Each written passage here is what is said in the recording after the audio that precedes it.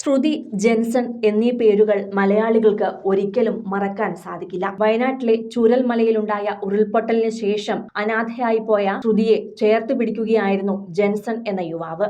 10 വർഷത്തെ പ്രണയമായിരുന്നു ഇവരുടേത്. വീട്ടുകാരുടെ സമ്മതപ്രകാരം വിവാഹ നിശ്ചയവും തുടർന്ന് വിവാഹത്തിനായുള്ള കാത്തിരിപ്പിനുമിടയിലാണ് ഉരുൾപൊട്ടലുണ്ടായതും ശ്രുതിക്ക് അച്ഛനും അമ്മയും അനിയത്തിയും അടക്കം കുടുംബത്തിലെ 9 പേരെ നഷ്ടമായതും. തുടർന്ന് ആരോരുമില്ലാതായ ശ്രുതിക്ക് താങ്ങായി നിൽക്കുകയായിരുന്നു ജെൻസൺ. ശ്രുതിക്ക് ഒരു വീടൊരുക്കാനുള്ള ശ്രമത്തിനിടെ അവളെയും കൂട്ടിയുള്ള യാത്രയിൽ ജെൻസൺ ഓടിച്ചിരുന്ന വാഹനം ഒരു ബസ്സിലേക്ക് ഇടിച്ചു കയറുകയും ജെൻസന് ജീവൻ നഷ്ടപ്പെടുകയും ചെയ്തു. അതിനുശേഷം ജെൻസന്റെ ബിസിനസ് അടക്കം എല്ലാം ഏറ്റെടുത്ത് നടത്താമെന്നായിരുന്നു ശ്രുതി പറഞ്ഞത്. എന്നാൽ ഇപ്പോൾ ആ ജെൻസന്റെ കുടുംബം ജപ്തി ഭീഷണിയിലാണ്. ജെൻസൺ ബിസിനസ്സിനായി എടുത്തിരുന്ന 15 ലക്ഷത്തോളം രൂപയുടെ ബാധ്യതയാണ് ഇപ്പോൾ അച്ഛനും അമ്മയും അടങ്ങുന്ന കുടുംബത്തിന് ബാധ്യതയായി മാറിയിരിക്കുന്നത്.